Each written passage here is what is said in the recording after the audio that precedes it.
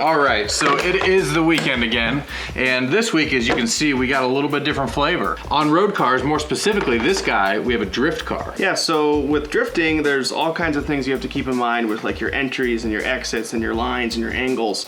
The bad news is we don't know how to do any of that. So what we're gonna do, we're gonna play with some drift cars today. We have the Hoonigan, which is the HBI drift car. It's based on the Ken Block 1965 Ford Mustang. This thing's based on the RS4 Sport 3 chassis. From HBI. From HBI. And then Alex has more of like a budget option. Which is interesting. This is the Maverick Strata TC, and this is actually HBI as well, but this is kind of like their more budget-friendly line, which is actually pretty cool, and the price point on this is less than half of the price of this guy. So we're gonna be doing just kind of like a first impression, not only on the cars, but also drifting in general, because we've never done it before. So what do you say? Let's get to it. Let's drift. All right.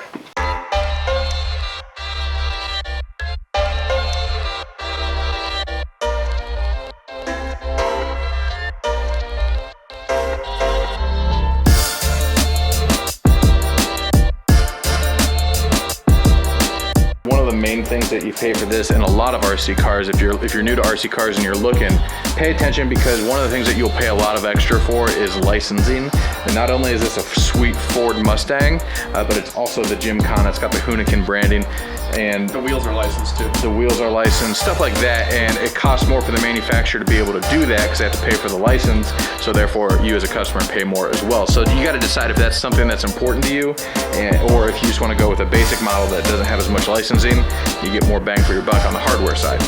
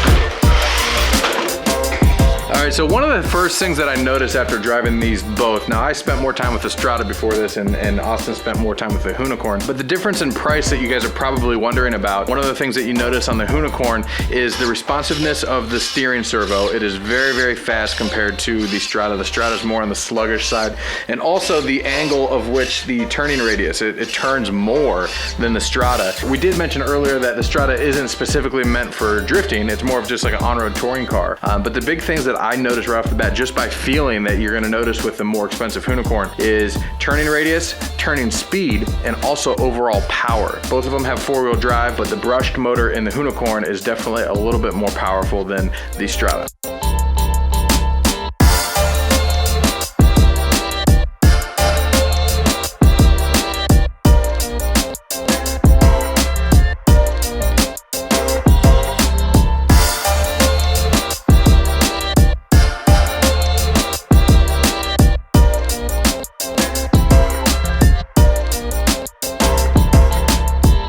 Upside to the Hoonigan that I've gotten more time to spend with than Alex has is that you get a world-class, best-looking drift car I've really ever seen. It looks incredible. They did a great job with the body.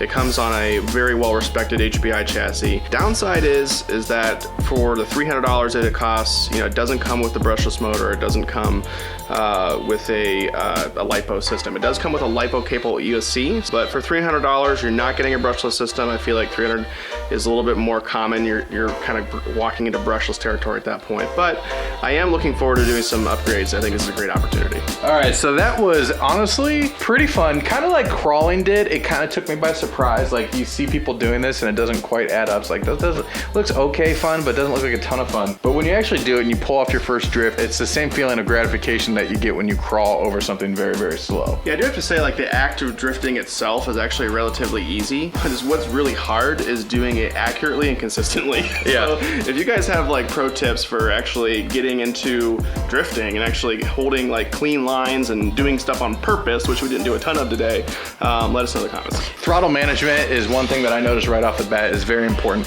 Kind of like flying a quad or flying a plane. Throttle management is key, but also your environment. Now, we were kind of left to our own devices here at the shop because we didn't have anywhere better to do this. One thing that you notice is that the ground clearance on these things is little to non-existent. There's literally no room to run over anything, even little pebbles. If you do run it on typical asphalt or concrete, be prepared to scratch up the bottom of your chassis. You really need like a smooth, slick concrete surface or wood or something like that to have a good experience with these things. So like we said earlier, we're gonna be upgrading the HPI, the HOONICORN. Let us know if you guys have any ideas for that. You can check all the links down below. It's all the stuff that we like to use. Thanks for watching, guys. If you haven't subscribed yet, make sure you do so, and we'll see you guys next time. See you guys.